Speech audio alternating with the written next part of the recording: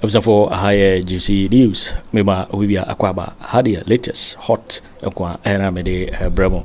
And it is a subscribe to channel idea, but Modia say over subscribe. The Obayan say over click the subscribe button. You know. Na wabele notification. We had a video for Frubia be upload no. When the first person was ebeka sa video. Afi we are na like video no. Give us a thumbs up. Na fi share ma wofoforo so na we be hwe na wo hu ensabdodo na ra ekoso ewo Ghana memo hano afi ententemara yeti sa report ya sansemu ya babetudwai momenti sansemu ya ekoso momenti Ken Ofori-Atta sene ebebo 6 p.m. no medru Ghana na on call office of the special prosecutor a hold for questioning and red alert at the Ken Ofori-Atta so hospital kono so da wa America no omo de be to plane ma Ghana America buy train Emma Ghana issue red alert keke. Nobody can offer it. You don't know what one would you agro. You don't know what is happening. Communicate about Ghana from America. Say Ghana ni bia where we are Ghana sika. We Ghana abesha America no. Yeah issue red alert keke. America buy so be my FBI the number. Because on Donald Trump na crop and crop deport o mo dada. Unti kroma wo hadwen. Eti, I'm going to say something. Say, ne, Ken Ofori-Atta say, "Oye bema, emane ma." Say, ne, 2nd June. Ken Ofori-Atta say, "Oye bema, oh, emane ma." Red alert, ebeda ntiri so. Tokro bi o shemu wiase mu bi e de beba. Ye de ba so obekọ jail. Ye de ba e de bekọ bonka miss national security coordinator mpacho bonka ni mu hoda. Baby ye de bekọ to ya. I am for mattress na de ma me man no nda so. I said mattress na me da so I said Ken Ofori-Atta da the same mattress so I said mpane e wo so Peter mabreo I have a hwemechi wo da so anu asore wani kumna say what ne wa bobirim I said mpane e wo mattress ne so sada Akufo Addo ene ne nkrofo ne ye me the same place and want to be done na niema wo be kwa bonka me say me ye man remand to prison custody remand to national security custody koda bonka ne mu biem. Next time, Mumbai we are Sibioma. Besue nyansa. Eti ene Ken Ofori-Atta ma. Red alert. America for the brain fine. Me catch and moi will show you to say Ken Ofori-Atta may na wa hye so beba no. O ma me wa. Wo bi say Ken Ofori-Atta beba. O ga so onim ade awaye. O ga so onim. Onim so a finance minister. Or the conflict of interest or horse and a bank. And then, or him sudden down for funny cronies. Ghana bank or Bobby say 2%. You think he doesn't know? He know. If he's on him, Njoma. When we say on him National Cathedral, you think he doesn't know? He's aware. Eti Oma. But the ne so sick Ken Ofori-Atta say oye bema. Emanema. Red alert be soon. They say INTERPOL issue red alert on you. What the restaurant to credit here? What the hospital man oxygen si usukra edo beba. And the hank of better start to play in do aba. They say Gabby Ochedako was done continental ambassador. And I'm no preaching the welfare of Africa. Time now Akufo Addo the president. Now him say Africa coup d'etat ne. Nyama ho enye on. Okay. Yabe. Say back no de ono wa.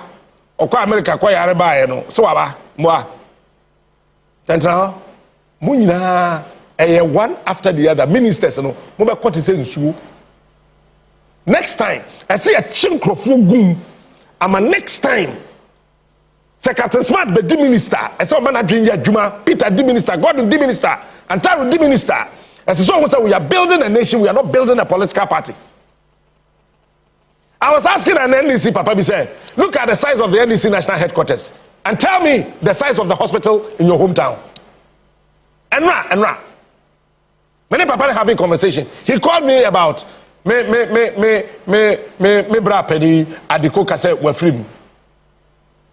Ni abon komosa na tisi kwem na say when NDC national headquarters. Ne fe, ne kase, Ukrom hospital the size it is saying. I feel no idea of phones. Say captain, I feel they are foul. As I'm foul, I say, Ukrom clinic no, any headquarters size your pay. We are not building a political party. We are building a nation. Asante Niba Kwame despite. And when yam one fan cast anti Hankwao or the Akobe Biabi. Amo Bia Nyam Som Faso Ewo Ghana ha. Na manyofono say yamofe. Say na mumfensua de na munyan se businessman bi ye adwuma. Na mu ugu no. Mumfensua de na nka yenya Kwame despite ni yenya kwasindium yenya yeradofo yenya mpanyufo sedu agongomu eni mpanyufo mu ye business people a omu bua Ghana fo ni amfa anya amanyosem na ye bua wo ma anka endru sei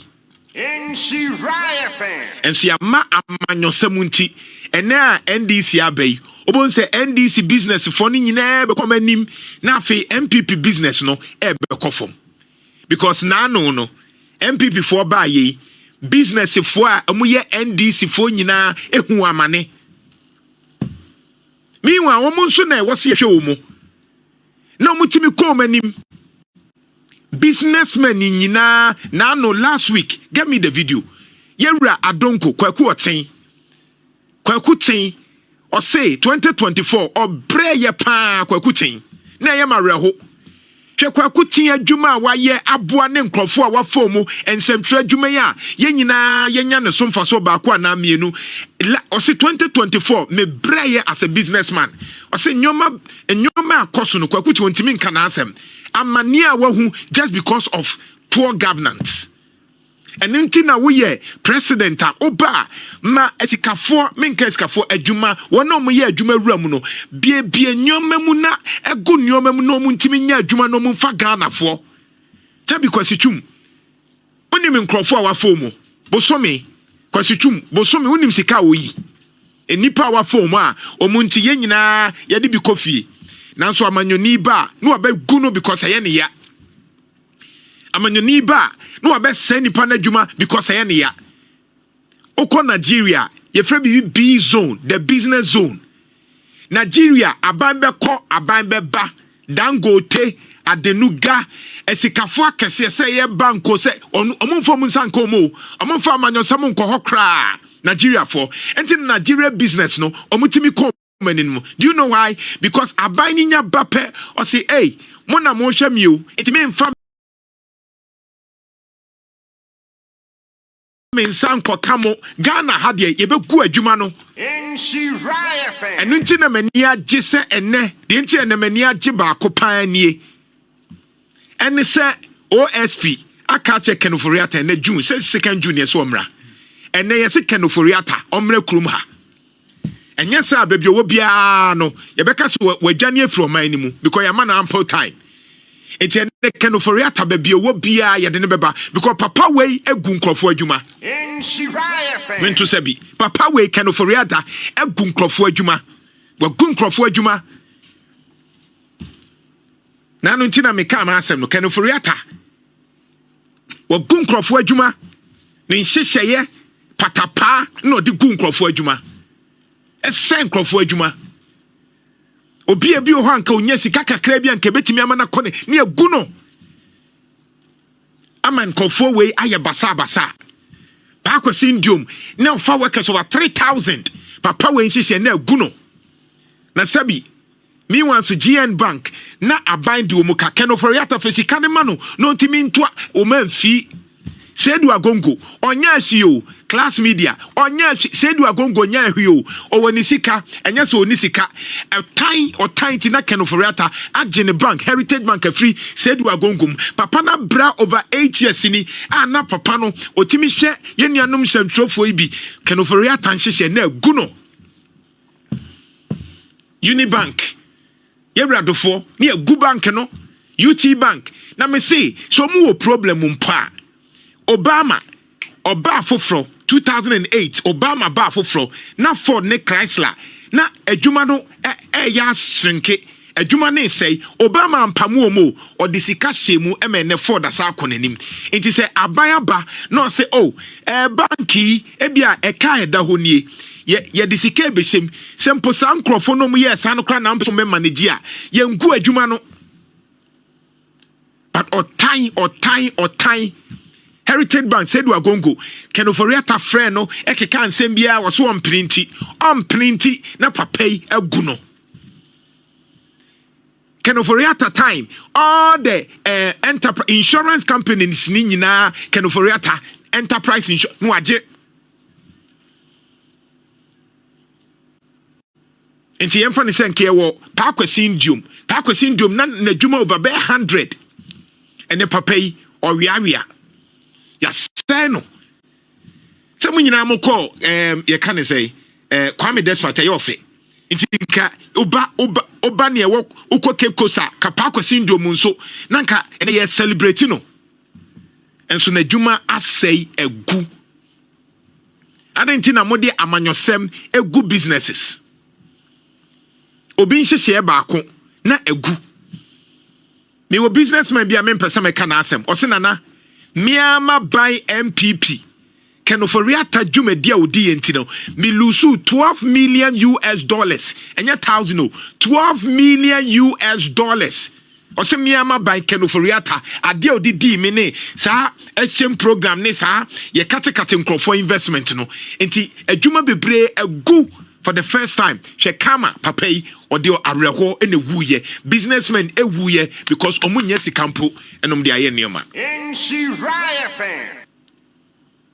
Nti betimi asia bibia free despem amanyofon sua se obi ye adwuma enye ndisi ne MPP asem because Sedu Agongo ofa nipa no wamfa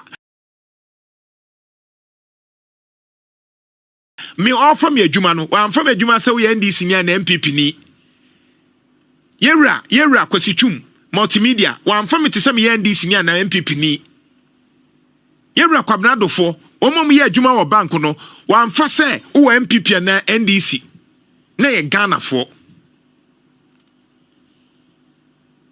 yewra se dinketia yewra Julius Debra wo nyina kobi fefefe ede ne anye Ibrahim Mahama enso ko Ibrahim Mahama ni nyuma wa ye wo Ghana ha ene amano be our sa experience no enso ye twa nkontompo to no so say anyina himbox site no obetu enso ye de be ma broni amanatu broni baba betu na o de kakra bi amayen na mom se Ghana ni ne na otimi tu ne ye de ma ne no atu ne yie na ye de nhyehyia an Kenya so mfa so Ibrahim Mahama ni jata cement no nya Ghana fo no afomo Ibrahim Mahama jata cement no wafa abrofo enye Ghana fo ninti se ma Ghana fo build this business no womom ye business oriented people build this business na aka Ghana ye ntimi nya so mfa so enso ye de amanyosem ebegu no ni ase no omfa ho yera John Mahama businessman for dodo na atoma especially minim MPP for a womoto abama wonim minim MPP for a omiye businessman a no mu support you wonim me yawe wonim se me nso me yawe minim MPP for no mu mpese MPP besa ato aso because of enyoma na Akufo Addo ne Ken Ofori-Atta ye nyame adoma list obaye ye hu insunsanso pa. Last Saturday, one of my businessmen, me no mo chichun komo nana because of dollar na eso atse ana ho de nkofom no ade bia me koto ma save 4.2 billion me say osoja nkopon anim na me twa nkontompo o say nana de John Mahama ye me na mento ma ba ma John Mahama but the way ye mimi a businessman ade bia nkam na me koto no because of said dollar no I want them call from no. Ma save 4.2 billion. That's 420,000. Kasasi kano. Onna wo de kwa kosim e de akokra sa de na ba. Ene sa 4.2 no. Obetimi de aye nyoma pa. We ne ka se amammuo o chechire na ma obia ho atono. De John Mahama ye etese de yewura kofo ba ye. Yewura kofo oba ye no. Oyeye ama fi business ekononim. And nothing na ka MPP and ka Kofo because Kofo ma edrube bi no now ye business at least unsa ho tow sa de we NDC for ye and ka MPP for na we say timi yes because first no nanke ye ka economy ye de kwose MPP for say MPP for the mo ya de economy nanso ene John Mahama kotena che no wasua hu se eye business na betimi aboa intimi de na no pema futo ni nyina ne se sa amanyosema obi ye businessman yen support no so ye bibia ye wo kwan ye fa so ye no akire ho so far say nipa no e fa nkrofo Ghana fo adwuma no nko ano hwe na wo abroche na se fo ka so businessman ye ni nyina papepe da bi but ye wo kwan ye fa so ye no unless or yes something criminal eno de wo ho so mpo yes something criminal a ye ngu adwuma no onu mom ni apagya no na adwuma no ya protect no sa na abroche ye ngu adwuma no nyina because wa fa Ghana for enti onu mom na wayi na sinchen na ni na deal but you don't punish and punish the work oboni a close and a GN bank in Yina Gugu Basa ni offices in Yina say Ken Ofori-Atta cars in Yina say GN bank o man fanya she na papano ayamobo ano pay e wo new month mommy mfensua de ni ehu say yenya Kwame Desfai bebre wa ha yenya businessmen bebre wo Ghana ha ebema online no akonanim sa adwen no na yewra kofo de ba ye boaye enti obi ansua bi said the beya ye be sori anopa no ne enya sikafo bebre a wo mu so fa yadwuma na ye nso yenya bi akọ ebusuafo mu. Thank you nana na afi enko ahoma no sure nana eno anu aka no na obo business is egu na ma adwena kwesi papa kwesi indium look at the number of people I know I employ okruma a omulusu omo job na rehopa nana the private sector is very very important when you go to the United States. In fact na me hwe bibi on US Bureau of Economic Analysis and our Congressional Budget Office. Na do they are to be say 85 to 88% of US GDP no ejina private sector ejumaso. Eje say your private businesses near the ade no na inisi etoto na se. Na no can say in 2023 kra no GDP was around $27.4 trillion and private sector contributed 23.5. Which means that the largest contribution in free private sector. And who abrochaya the USA Trump on Percy Abeba and Ibra Bawan will be a greener pastures. In fact, the greener pastures was created by the support of private sector. But the Ghana leadership no, ye private sector no. Oba omumu miawo, osha employment equity. Go to the US and see. From their own statistics, about 124 million people were employed. Private sector, just to help boost employment. Now yet ye good money na. Ye good money na. We are not supporting anything. Now na me stress am your phone and say so imagine. Aban bi obeba ne ho be kire ni bia ya aban a private sector no. Onhwe ho yi. Onhwe nyuma sem yi. Ubon se no ho asase e kire no because aban ko antimi nkreti. Even the western countries they can't survive. UK ni ade no mkore. Any private agencies now omo ye adwuma ni nyina e fa nkrofo adwuma. So why do we collapse private businesses? Na ya sorry ne nam ne ye sika basa na Ken Ofori-Atta OSP as why you slow onko fa nemra o se ne no waka ai ene oso ma ade no waka oso ma o se ne wo yale o ma say oso ma onye ni zoom anaso onye no ayi what's a video oso ma interpol betimi akoso na ba we the problem waka please wo ma the OSP to wo twen so be ba ne dia wo ma o se ne health are complicated o se sa in health na pom de ai na dey ono ye nipa chen obi ana na wo bi da bed so ambulance kura de ne ba parliament yente Ghana ambulance amfo bi ama parliament so meto aba budget ho abatu say ya amfa ambulance amfa member of parliament ama Ken Ofori-Atta te wo say oye o me ya account nana o ma say hwe me dem nti you oso ma na virtual omonya ne virtual nana Ken Ofori-Atta Ghana fo ebu afu pa o menti ye oso ntimi ma Ken Ofori-Atta so ye hwan ti no ma oso yale no yare mu nkofa ne mrei are complicated Debbie ye be hwan ha Debbie na de me ya ne say one ma say there say we dey me person met you one ma oso ma ya tiene na second June oso ma momfa police fo nkofa Ken Ofori-Atta mra oso ma onye nipa nche obia momfa nemra baby oxygen kra na momfa susu oxygen wa ha Ken Ofori-Atta me so oxygen kra ye obi wa papa we ku ade me ono de ne ho nya me mobo ba the only finance minister Onuan Kasane government party members of parliament EPC Tuno. Omo censorship against him. Senka onokura yen free akojo. Oh man say obeba. Hey, the only finance minister 2021 Edeba, basi 2024 Ghana oboye ka.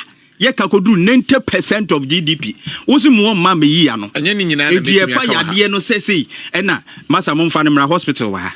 Nana. Ken Ofori-Atta ntimi nkanche me hwe aban hwe OSP. We die. Bebia intercepted se na anu ya mo ni Nigeria for kekabo mu kofa nkofo bayi. Bebi owo bia munim. Mon connect ne we kra de munjai ma foreign affairs. Na anu ye o mo kidnap nkrofo enya ne yetimi kofa imbai. We munjai ma mini metrase no kuyeto ablakwa. We kwa so anaba. We jo mahama njai ma no. Ken Ofori-Atta ntimi nkase one day kra ye ma ne ntena ho. Onya visa kra ye kotam na ba. There be we so oba. Eso yi nsema no. So oba. Company say guo ni no ma. So oba. Nti mo ma ye nya atwo akoya wa sai Ghana wo. Wa sai Ghana. Woni ni wo fanana darko Akufo Addo amamboyefo oba ko ni wo fa ase.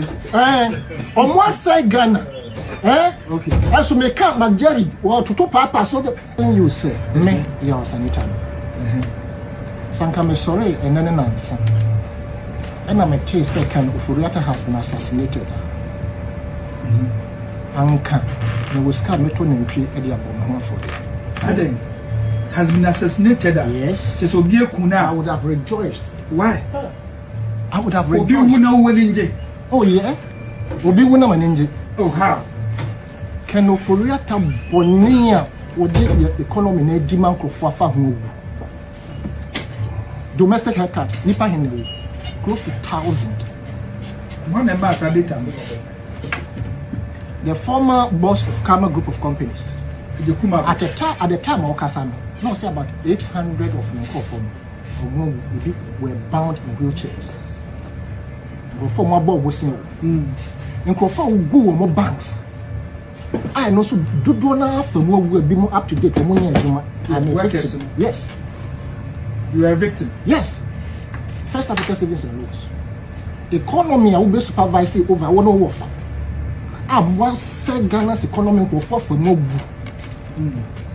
Also, we are what you baby. What DC Kwachi delete say I'll repeat. And I have no fear about it. So if I heard today that Ken Ofori-Atta had been assassinated, I would have rejoiced. Oh, and based on yes, sure say wakumo mpana wodeke. Me because I will be obi who I ya wodesa. Ade a memfa ensre obi ene ne yare.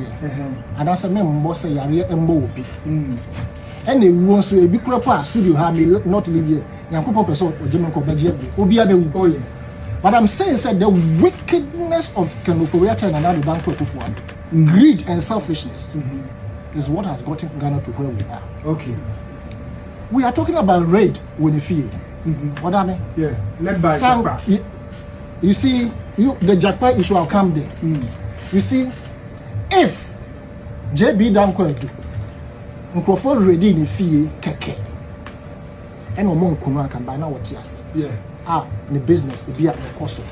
Wicked people were sent to kill that man. Allegations have it in that way. Sanka Roko Frimpong. Sanka ye ready ni fie keke na wongu a akaba now Warita ko a consultant to some of these financial institutions. It is true. There was a lady, a banker, same happened to her.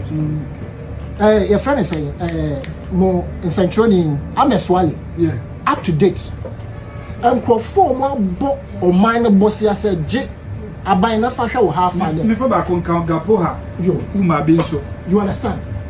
If you are talking about just raid in his house, now we are crucifying special prosecutor. Don't forget, lawyers they did not really listen to the special prosecutor. I mean, the special prosecutor, I don't have any affiliation, so you know, it's not my issue. Now the fact is that Ken Ofori-Atta is trying to be dodgy in the affairs of getting them, and was the team press and say. It is the reason why he has to come out. But the MPP are very smart. They are playing the special prosecutor against the fact that he wants to keep his job.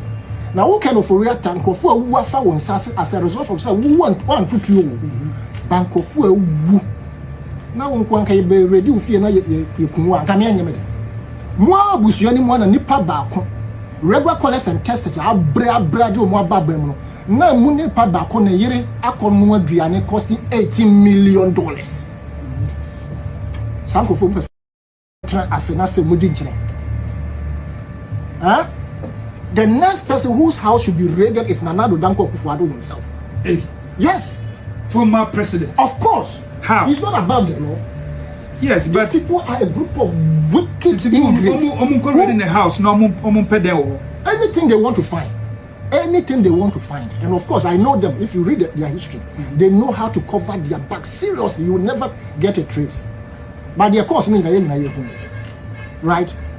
And this group of people are, as we speak, a former best or one diatem. Or fake why you're more ready or but the fact is that they bring parties to power. Yambisa said another Danko Kufado, the man only Ken Ofori-Atta Mam, regular collect and testers, Obi is close to them. Omoto party a friend of a key. You understand? Entina can first say Asefua, what's the name? Vincent Asefua, also carrying his own cross. And now you guys are linking over say don't get radio gold to the fact that was say special prosecutor or make noise. Did he emphatically say that? He did not. He was saying said to say you know you higher can a noise na until said there will be serious prosecution leading to the incarceration of some of these people who may be found culpable and as a guilty. NPP for no omo ko benkroma afedi omo defend Ken Ofori-Atta omo defense no more. Yes. That Ken Ofori-Atta on bianye na ye charge no ye say lawyer now friend first na lawyer adofo me hu ne da but on dey me hu no kura na chese make say mani beje pa because he's one person when these special prosecutors are vilifying up to date. There's nothing he will say that will be good about the special prosecutor. But Lord of we they won't have special prosecutor. Special prosecutor, why are the papa? Onya the papa. Yeah, bisa. Me in my opinion, and you are you also saying it's a special prosecutor? Onya. A question. Me the imagine why are the papa? Okay. Me imagine why are the papa? Na kutukuruku na ya. Or free finance ministry 9 months and son a year to aba. Son of my oh, ma'am, what was said? You see, a friend saying, system now a creative special prosecutor, and one person are not fighting against the special prosecutor. Okay, next no more money here, Jumano. Yes, that was obey a Jumano. And you share even the words that the person no call anyone. It could tell clearly say there was an infighter. Someone seen hands with manipulating the CPEX. And no more sooner or more a power. Until that was because it was too much, and we know it. Say in this country, people who are trying to fight corruption, the corruptors fight them. Okay, you understand? And the air person, it is making the special prosecutor say we're incompetent or nimna juma. Now, say lawyers is what as some more can say. Answer no bet to me declare be wanted, sir. There's a court, and would not quite charging and I say you should a young woman, but who be bonting. A press conference said, who say, only now corresponded with the lawyers and the doctors. Into a banner said, who describe and say, or a fugitive. As I said, he gave about 5 reasons why he came to do that in the sense, or more at trying a dinkita. Nankita, no money dino, or person or ye share the lawyers. And otchere must say, and the lawyers, Nana a year finance minister. There are specific questions as I said, or no, ye are no directly. And a letter by and also doesn't indicate to say he's bedridden and cannot. Mubarak, first was the Mubarak, Egyptian former president. Okay. No, that stretch is only in the court. And we are court. Yes, the way to swear. You see, when we put the baby. In fact, how many weeks will it take? And I say, how many days will it take for Ken Ofori-Atta to fly back to Ghana? Or say or yare. Or say or yare. Yes. So we want proof. The doctors diaba. The doctors diaba ye tihana odame go dame ayo o ka kire obi se onkoye fake medical report. And no gidi. Megidi. Okay. Into who told you say Ken Ofori-Atta want to mean the same thing. You understand? And ye bibia na ye be taking hook, line and sinker. The people know said the Omar cause not only to destroy their party, they know they have caused the country until they want to fly out one by one. Ken Ofori-Atta baby or ten, or beba amaya to tuna. Now why not address Omba? And it is the your friends and the discourse between the special prosecutor outfit, and no mama say we are it our money, one person beba. I don't see why people are just blasting and lambasting the special prosecutor. Lawyers need to be more say who in here say Ken ebet now face to face with the OSP. Asama opebia opa on charge no. Lawyer be obeka sa oboa. Nti na me say me so ma akoye loan because the fact is that common sense na me use. Okay. Say common sense wo what the dream come so you see when him. Na say wo there who dia to say na say wo can emphatically say Ken Ofori-Atta with the dream. Me can emphatically say based on the domestic haircut our young Akufo Addo onu so wo anya hwe. And the fact is also that ye nim say what the dream 13.5 billion euro bond what they yaden wo memo ha nti wo ni dream ada na wo dwane omo nim say obi say owura Kennedy Agyapong what ha pame ko ka kire say why ABC wo ba be yi wa no. There are some of the questions you cannot say well lawyer even though you might have instructed them. We want to see your demeanor when those questions are being put to you. That is why sometimes they demand a first lie detector. What you want to hear from and now say what you want now strike. Me ko ti amete say Japa and Kofi ho. Wouldn't say baby as say Japa e ma say wouldn't. Oh yeah, you I'm not the one to tell you. You can Google, you'll find out. Okay. But the fact is that Japa is a fearless gentleman. As I have no doubt that Japa will come out and say, yes, I didn't go. I'm not the one who went there. So no call her. He will say it. So no call her. And so no call her means that the state has sanctioned, and it is, I mean, But don't also forget, say. AI of late can put somebody's image and everything and do it in a manner that Japa the call. So two things, Japa can deny his presence in the house. But Japa has no fear in telling us that yes, I let people to raid the house. Japa doesn't fear anybody. For what I do. Oh, you will see videos and AI make me a painting. Kama me the frame basis so I manaya fe to say oh yeah it's true yes so Japa can come out and deny say okay and I'm say Japa and pampa now it is where he works no apparatus no architecture and man kwan you think Japa will come and deny say enyam go no more ko if no more ko hweden there have been serious allegations against the former finance minister man at the board we Ghanaians and people in law and even the special prosecutor, there have been several petitions that the special prosecutor has received. Yanyina ni musama second Ofori-Atta adi agrim. Ayi a friend say bond or J commissions ahoro tax SIC how do what deny omo now or the question enterprise insurance bebre. Yes, so crowd evidence power. And evidence they say go to Google and see.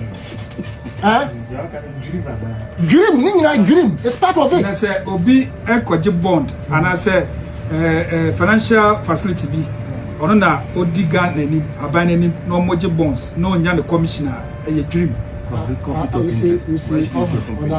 conflict of interest time na NDC wa abem no net to go afede na eye enye to the same Ken Ofori-Atta you don't know you see no oyebi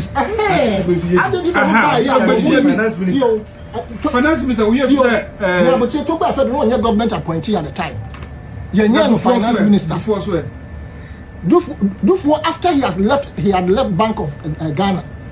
No, the bank no be finance minister Thomas Pence. So no so the same law no so in the lady. Where are your evidence? You to Google. You see, I know of two enterprises. In fact, we share report that is a Japanese document. That is SAS, SAS also.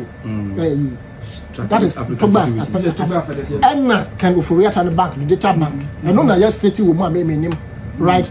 But I'm saying, sir, at the time, no, not a do for, and I say Ken Ofori-Atta. Government man appointment to be. But you as a finance minister, and can buy and companka you any Nama bank before flowing in years Namonye. Now the ocean baby could not only be NDC time. And I'm just say, so one body amount appointment as the substantive finance minister, you have no business in engaging in such a huge conflict of interest. Of course, that's an okay question about say the data bank and the enterprise house the position. I was so okay. Or say what resign. Yes. We are